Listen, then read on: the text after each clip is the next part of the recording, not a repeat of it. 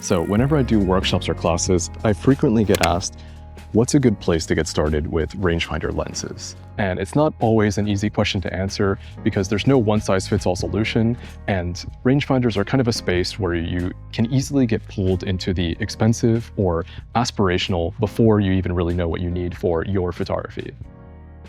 And if you're new to rangefinders especially, it can be kind of shocking just how varied the prices and recommendations are. Some people might tell you that it's good to start on the low end and build up as you learn, whereas there's also a genuine case to be made about investing for life, because rangefinder lenses are built to last, they're super solid, and the M mount has been around for over 70 years and will continue to be an option for photographers, whether that's adapting it to mirrorless cameras or using it on film.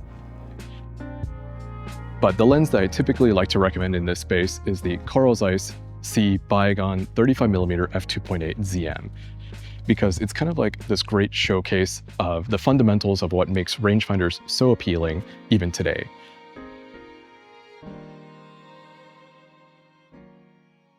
So why this lens in particular? I'll talk in more detail about image quality and even do a direct comparison with a much more expensive lens later in the video. Overall, I would say that it's a good performer for the price point, but that's not the main reason why I recommend this lens. A big reason why I end up using this lens for workshops and teaching, but also why it has a frequent place in my gear rotation, has a lot more to do with its design and how that informs the photographic process. So whenever I take this lens out, I always feel like I'm back to basics and the fundamentals of not just rangefinders, but photography itself. Part of it's just the sheer size of this lens. It's so small and compact that you're going to be able to take it with you to more places, which is going to end up building a better body of work for you as you gain more experience using the rangefinder itself. Then I also like to recommend this lens because the 35 is a pretty natural field of view, and it pairs well with rangefinders. If you think about it, you aren't seeing exactly what the lens sees, so it can be a bit tricky when you're first getting used to it. And while the focusing and framing advantages might be more pronounced with something like a 50, the 35 is much more forgiving, not just when you're learning, but when you're working in genres where things change quickly. And I think when talking about this lens, a lot of times people might consider f2.8 is not enough for their kind of photography. But when it comes to rangefinders, I feel like it's more than enough. If you really needed something like f1.4, maybe an SLR or mirrorless camera is going to be a better setup for your kind of photography. Because even at f2.8 with a lens like this, if you miss critical focus, then you're going to know. So all of that adds up to a really nice package that helps you focus on the fundamentals of not just rangefinders, but photography itself, which also translates into a really nice experience to onboard people to a slightly more advanced rangefinder technique, scale focus, and hyperfocal distance techniques. So you might be familiar with scale focus if you've ever used a classic SLR lens or one of the many modern third-party manual focus lenses. But there's something that's more unique to rangefinder lenses that the Zeiss ZM offers, which I think is one of the best features about rangefinder lenses, the focus tab. Well, you can add this later with accessories like Cat Lab's Focus Tab. I think this is a really solid package that is going to get you very comfortable with doing something like scale focusing or focusing by feel alone, which when you develop that muscle memory, you don't have to just rely on the hard stops of close focus and infinity, but instead you can identify where something like 5 feet or 15 feet, these critical distances when it comes to portraits and street photography, lie without having to look at the camera itself, which is a really useful and unique technique that keeps me coming back to rangefinders for my kind of photography.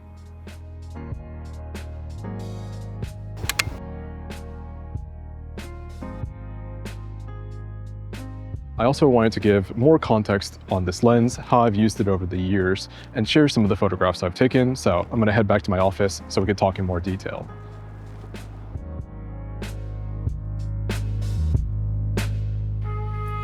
So those are some of the photographs I've taken with this lens, and I always felt that the smaller size and relatively inexpensive price point made it great for, say, travel or daily use, but those traits also make it a fantastic option to use as, say, an alternative on a long-term project. And that's exactly how I found myself using this lens as kind of the B camera and B lens option on a long-term project of mine, where the main camera was often a Leica with the Summicron 35mm f2 spherical.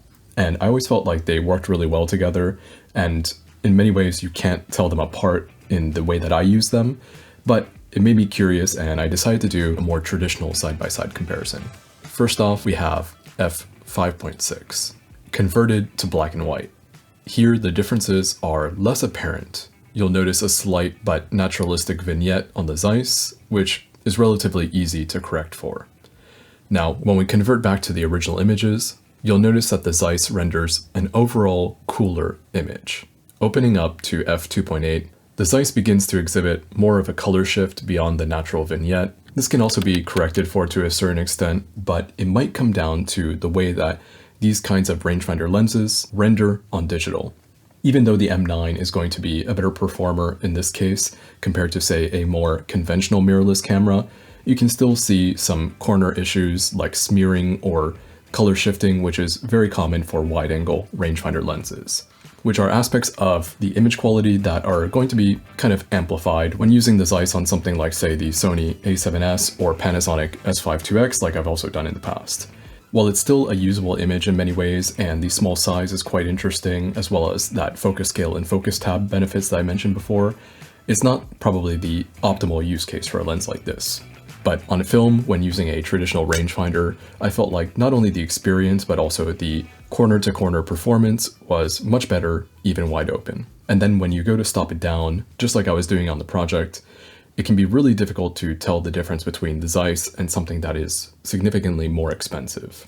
The only reason the Zeiss felt like it needed to be a B camera option on a project like the one that I was doing was because of the circumstances. While the majority of the project was photographed at like f5.6 using flash, there were also many situations where I felt flash wasn't necessary. And in those cases, f2.8 was just not enough to photograph in these dark spaces. But again, photography is always going to be about trade-offs.